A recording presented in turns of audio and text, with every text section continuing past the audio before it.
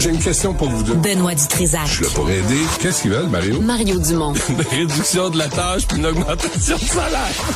Ben, c'est cave. C'est des crapeux. C'est calme dire ça. Ils ont tellement tout. Non, ils ont déjà eu plus. La rencontre Dutrisac-Dumont. Fais un petit effort.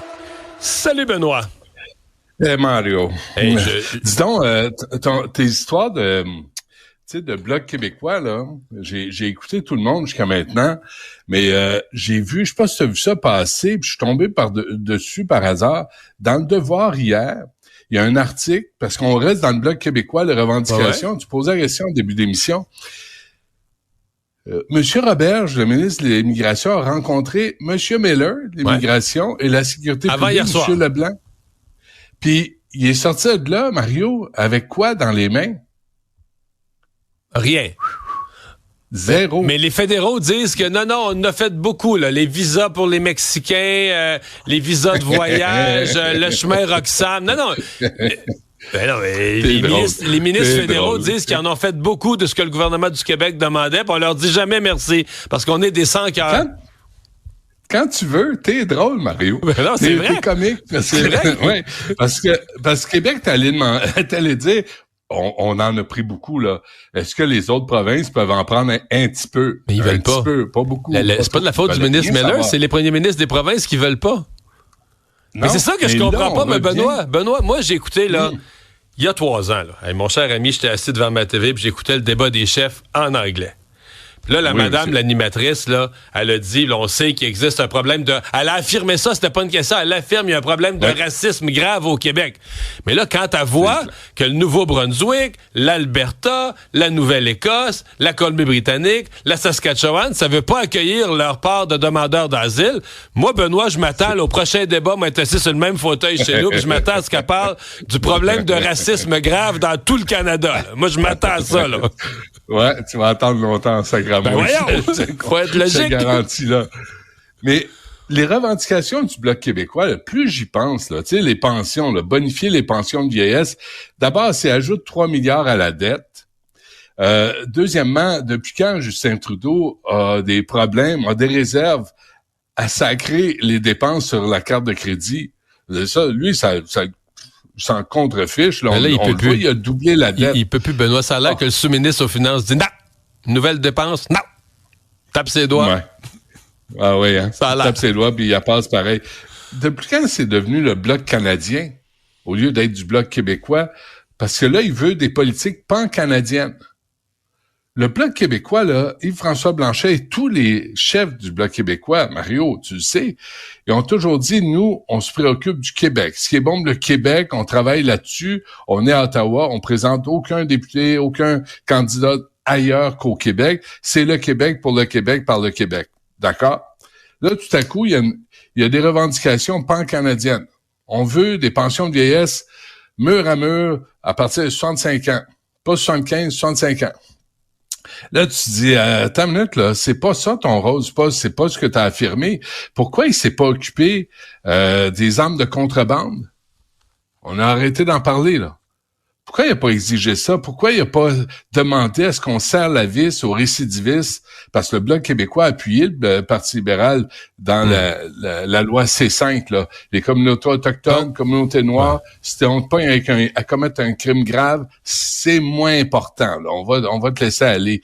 Pourquoi il a pas demandé à Ottawa de payer complètement sa dette au Québec? La facture d'1 milliard plus, là, ça roule, ça tourne, là, pour l'immigration massive qu'on nous envoie. Comment ça fait que le Bloc québécois s'est pas occupé du Québec? Et là, tout à coup, des préoccupations de pension de vieillesse à travers le Canada. Explique-moi ça. Okay. Non, je te l'explique pas parce que j'ai posé la même question. Mais bon, le chef du Bloc se défend et ça, je dois lui donner raison. Il dit, on a toujours demandé ça, là, des pensions, ça fait des années qu'on en parle et ça, c'est vrai. Mais moi, je suis d'accord avec toi que ce n'est pas une revendication québécoise. La revendication clé à ce moment-ci, c'était les pouvoirs en immigration. Hey, tu veux profiter de ta tribune ce matin pour féliciter nos cols bleus? Ben, attends, féliciter quand même, là. Dans la presse, rendre hommage. Ouais. Écoute, je te dirais retirer, comment je dirais ça, retirer l'insulte de Chon pour une fois. Parce que juste un mot, ça continue là.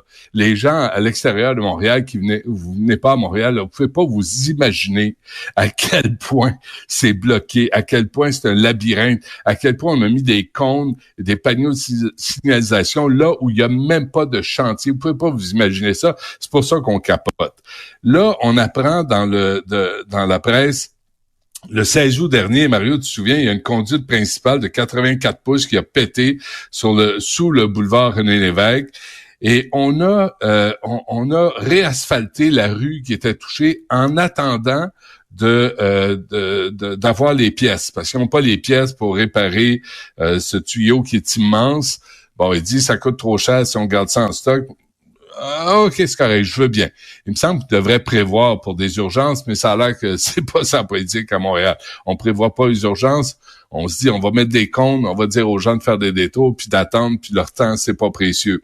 Mais au moins, en attendant de recevoir les pièces, on a rouvert la rue. Alors, bravo. Un asphaltage temporaire, très bien. Temporaire. Fait qu'au moins, ils ont pas laissé le chantier ouvert, puis ils ont pas mis les cônes. Alors, je les félicite. Par contre, ça va être à recommencer parce dès qu'ils vont recevoir les pièces, oui. ils vont rouvrir, puis ça va être le bordel encore une fois. Alors, il y a zéro préparation, zéro prévention. Mais sur ce même sujet, oui, vas-y. Je veux juste te dire, si Valérie Plante vient pas à Cube en entrevue, en studio, c'est pas parce qu'elle nous aime pas. Ah non? Tu sais pourquoi, hein? J'ai pensé à ça cette nuit. Je me suis réveillé cette nuit. J'ai eu comme une épiphanie. Je me suis dit, c'est parce que c'est trop long entre l'hôtel de ville sur la rue Notre-Dame. Elle a raison de pas venir. Et Frontenac. Impossible. Tu le sais, tu le fais tous les jours. Impossible. Hier, il y a une madame qui m'a écrit, qui habite sur la rue Sherbrooke. Depuis, elle dit, des décennies. Elle est vraiment une résidente. Et elle dit, moi, j'ai passé ma vie que il y avait le trafic. Le matin, le soir. Tu sais, 1 heure, 1 heure et demie le matin, 1 heure, 1 heure et demie le soir, c'est le trafic. Le reste du temps, c'est une circulation normale. Elle m'écrit, elle dit, Monsieur Dumont, ça se peut plus, vous pouvez pas imaginer ce qui se passe. Elle dit, là, c'est de 6 heures du matin à 10 heures du soir. C'est congestionné tout le temps, là. À cause des travaux, à cause des changements de direction, des sens uniques qu'on a créés, du bordel qu'on a créé autour. Elle dit, moi, devant chez nous, c'est congestionné du matin au soir. Mais je répète ça, là, Mario, parce que sérieusement, là, les gens qui n'habitent pas Montréal, qui viennent pas à Montréal, là, au Québec, vous pouvez pas vous imaginer à quel point Valérie Plante et son administration, c'est une gang d'incompétents. Benoît, il n'y a même pas personne qui veut se présenter contre elle. Attends. Tu me dis ça tous les matins. Ça s'en vient. Non, attends. T'es un homme patient. T'es un homme patient. T'es reconnu pour être patient. Alors, tu sais, attends, ça va venir. Bon. Moi, je pense qu'il y a des gens, ça va être étonnant, mais là, on arrive à un point où il faut trouver des candidats compétents qui vont réparer la ville de Montréal après les dégâts qu'a fait subir Mme Plante à cette superbe ville. Benoît, enfin, après toutes ces années de problèmes, de débordements dans le réseau de la santé, il y a des gestionnaires qui commencent à trouver des solutions. Parce qu'au CUSUM, on n'accueillera plus les gens du 450. Non. Donc, on se dit, dans le fond, à partir du moment où un hôpital refuse des malades, il va être beaucoup moins encombré. Et c'était peut-être le temps que... Parce que le malade, c'est les malades le problème. Là. Puis là, il y a enfin un administrateur qui l'a compris. Il dit, gars, nous autres, on n'accueillera pas tout le monde là, comme ça. On débordera plus. C'est tout. Qui a pris cette décision-là, Mario? Est-ce qu'on le sait? Est-ce que c'est la Top Gun, Mme Biron? Non, ça semble être une décision locale. Je sais même pas si ça va passer. Pas sûr, moi. Parce qu'elle est là pour trouver des solutions, ma bonne Mme Biron. Qui me coûte un sacré bras. 650 000 avec sa Mazda. Hey, une Mazda louée. 2300 par mois. Hier, on a fait les calculs avec Stéphanie puis Cybelle. Elle paye au moins 1500 piastres de trop, là. Ah ouais. On paye au moins 1500 piastres de trop. Mais nous, dans le 450, est-ce que tu penses que c'est parce qu'on paye pas assez d'impôts que dans le 450, on n'a plus droit à un accès complet aux soins de santé, non, c'est ça? C'est clair. Ça a coûté 1,5 milliard, l'hôpital CUSUM. Aux dernières nouvelles, je pense que tout le monde a payé. Je pense que tout le monde. En Gaspésie, ont payé, là, pour le CUSUM. Ça veut dire que tu veux te faire traiter, là. T'as pas d'hôpitaux dans ton coin. À Laval, là, c'est pire que la Rive-Sud. Je sais pas, tu sais, t'as cité la cité de la santé. Le 450, c'est la région, en nombre de places per capita, en nombre d'hôpitaux per capita, c'est le pire au Québec, là.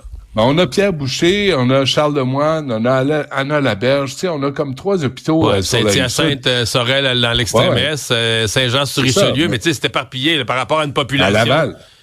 À Laval, c'est Cité de la santé. Il y en a une pour 300 000 personnes. Hey, bonne chance. Fait que les prix Nobel ont dit, hey, puis on va appliquer ça aux facteurs, Mario. On va dire aux facteurs, livrez le courrier juste aux adresses paires. Vous allez finir votre route plus vite, il n'y aura plus de temps supplémentaire. Tu dis, on va appliquer ça à la criminalité. On va dire aux policiers, fermez les yeux. Mais ça, ils l'ont déjà fait. Ça, c'est déjà fait. Ouais, on est déjà là-dessus. Ben, tu vois, ça donne des résultats. On dit qu'il y a moins de criminalité à Montréal.